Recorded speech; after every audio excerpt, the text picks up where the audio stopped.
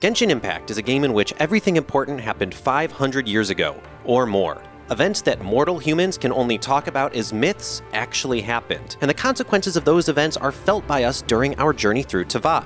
We even meet several long-lived or immortal beings who experienced them firsthand. The rich, in-universe history makes for an extremely interesting setting, with lots of fascinating world-building, but poses some serious challenges to writers when it comes to actually telling the story.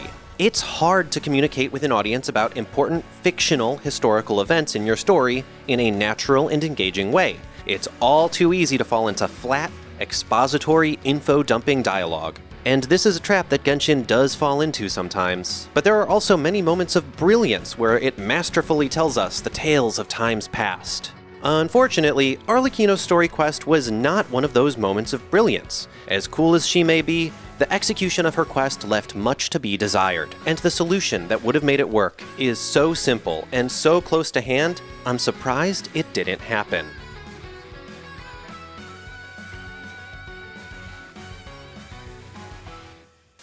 Part 1. What do you do with Arlecchino? Arlecchino is a grown-ass woman who has already experienced her major character arc. She is who she is, a Fatui harbinger at the peak of her career. She is a static character, unlikely to experience major change in the course of the story. With a character like this, you can either choose to show off what they're capable of in the present, or explore the formative events of their past. To some extent, we've already seen what Arlecchino is capable of in previous Archon quests. She's a cold, cutting diplomat and assassin, and leader of the House of the Hearth. We are bound to see more of her as the story goes on and conflict between us, the Fatui Harbingers, and Celestia heats up. But we haven't seen much of her act as father. So the writer's decision to focus on the House of the Hearth and Arlecchino's past was a good one for her quest. It's stuff I think a lot of players wanted to know about. There was a lot of mystery around her origin and character. A common way to explore a character's past is to bring in an old partner, friend, or mentor into the picture as a backstory catalyst. This person should be someone who was present during the character's formative years, had an impact on their growth as a person, and can maybe even rile them up in a way that the main characters could not hope to. They make it easy and relevant to play flashback scenes where we get to see the older character in their developing stages. This is a little challenging to do for Arlecchino because she grew up in the House of the Hearth's Battle Royale. Almost everyone who could play this role is dead, so fork it. Genshin is a fantasy game. We've already been to the land between the living and the dead. May as well make it a literal ghost girl, Clervy. Clervy is a solid foil to Arlecchino, a cheery young girl thrust into the Battle Royale who chooses to remain hopeful despite her miserable circumstances. She obviously influenced Perouer as they grew up together. Should Perouer not have known Clervy, would she have been so determined to kill the first knave? Would she have been so inclined to rebuild the House of the Hearth with new, more caring rules? So we had all the parts there. A cool character with an interesting backstory, and a catalyst by which to explore it. But the writers needed to be careful. When you're exploring a character's past, the worst thing you can do is have them just tell it to you in a big exposition dump. Perouer, on the other hand, was rather cold-blooded. Oops. Gacha game stories are usually presented like visual novels. For most of them, this is literal. Character sprites appear on screen with text boxes. Sometimes there are barks or specific lines are voiced, and they might have CGs or animations for big, important moments. Even though Genshin Impact is a 3D game, a lot of the cutscenes in-world are written and paced like the writing of a visual novel. Characters have limited expression while they stand still and speak to one another, one slowly paced line at a time. This shouldn't be that surprising, really. Genshin was groundbreaking as a gacha game, but it's still a gacha game from a developer that only does gacha games, and funky virtual desktop girls. It's kinda baked into how they do things. Even though it's full 3D and voiced, Hoyo's previous game, Honkai Impact 3rd, uses a very literal visual novel presentation for significant parts of its story, just with 3D models being used instead of sprites. For a lot of the story, this is fine, especially in the rising action phase, when we are learning new and important information and the tension is beginning to build. New information and mysteries can easily keep player attention,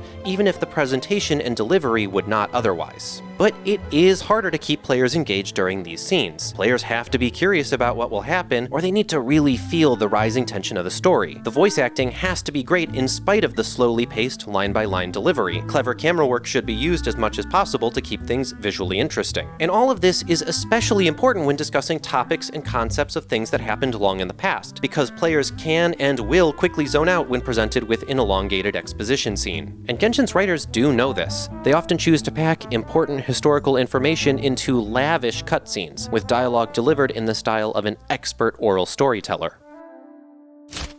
Genshin leans very heavily on its pre-rendered cutscenes for its emotional impact, whether they're done in-engine or in the storybook style. All of the game's biggest moments are delivered in this way. And again, this is totally fine. When you're working on a story, the most important parts are the beginning, or else you'll lose most of your audience, the ending, or else all your audience will remember is the lousy ending, and any moments of payoff scattered throughout. The fact that much of the game's dialogue is delivered in unmemorable visual novel scenes is usually fine, because the big moments work. In one of Zhongli's story quests, we met and fought Ajdaha and learned a little of their history through the conflict. To be honest, I remember very little of the specific dialogue any of these characters shared, but I vividly remember the cutscene at the end featuring Iron Tongue Tien's telling of the story. It was a big moment of payoff at the end, where we got to see the full picture of Zhongli and Ajdaha's relationship and how it shaped Liyue into being what it is today. The time we spent trapped underground in the chasm as we learned about Xiao's Yaksha companions was paid off during our exciting escape.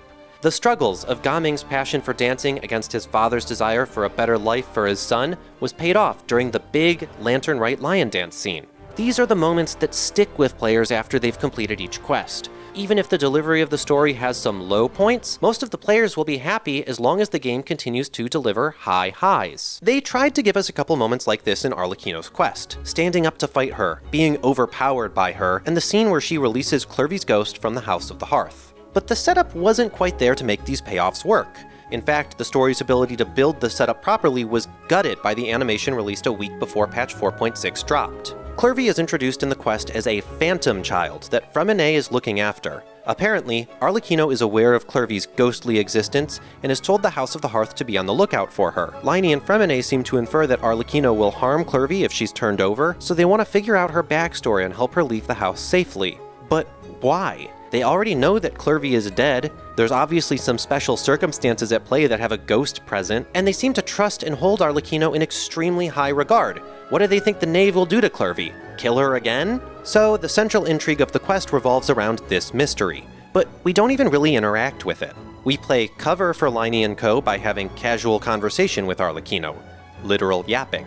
We yap with Arlecchino. We yap with Arlecchino and Child. We yap with Arlecchino and New Valette. While we yap, Liney tries and fails to find any concrete information about Clervy. He's sadly made to look kinda dumb because he doesn't ask Clervy many obvious questions, and he gets easily caught by Arlecchino. Why did he think he could pull a fast one on the Master of Intelligence anyways? Poor Liney was not helped by the fact that players had a big information advantage on him too. The setup couldn't properly build tension for players who had all the answers. We already knew everything there was to know about Clervy thanks to the animation. We knew that Clervy was an important figure from Arlecchino's past. We knew that the House of the Hearth was a cruel battle royale. We knew that Arlecchino killed the previous knave to earn her role. And we knew that Arlecchino has a compassionate side, and therefore was never a real threat to any of the House of the Hearth kids. And this isn't a good example of dramatic irony. That is, when the audience of a story has more information than the characters do. Good usage of dramatic irony keeps in mind what the characters know and what the audience knows, and crafts scenes that play into this. Instead, players are treated like we don't know the truth behind Clervy. There's even a big damn scene where all is revealed. And the history that she tells us here is exactly what was shown to us in the animation. You know that rule of writing? Show, don't tell? The game was all tell. If you want to be shown, don't play the game, go on YouTube. The number one thing they could have done to make this better was to literally remove Arlecchino's exposition dump about her past and just drop in the awesome animation they made instead, and then wait just a couple days after the patch was out before putting it on YouTube so players are less likely to spoil themselves. So why didn't they do this? I can think of a couple reasons. 1. The animation was considered an important part of their marketing plan, and 2. The animation style doesn't match anything that has been shown in-game before. Let's break them down. Hoyoverse clearly ramped up their marketing and production efforts hard for Arlecchino. They knew she was hyped, so they made her very strong and did a ton of extra content to make sure she sold well. The animation was part of it, getting people excited about Arlecchino so they roll on day one. Most banner sales are on day one, so releasing the animation afterwards may have reduced its impact. This is a bummer of a reason. When you see the beautiful 7-minute animation made for marketing, but the still CGs made with posed 3D models in-game, it looks like they cheaped out on game dev in favor of marketing. As for the other reason, yes, the anime style is different from any other cutscene that's actually been put into Genshin before. Genshin's pre-rendered cutscenes come in two styles. in-engine 3D, and the storybook 2D style. But come on! Genshin is an anime game. I don't think an anime cutscene would have been perceived as out of place. I think players would have loved it. Or if they felt really strongly about this, then they should have just done it in the normal 2D style. It would have been appropriate. They even did one for Cyno's quest. If they had just prevented the spoiler effect and changed this one cutscene, the story quest probably would have been received really well.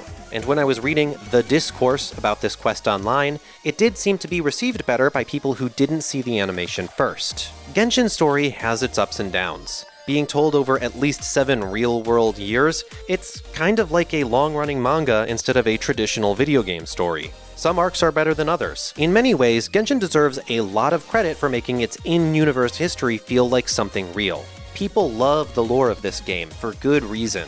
But the game's storytelling isn't perfect. It doesn't get it right all of the time. So let's hope they double dip those marketing dollars next time and just put the animation in-game.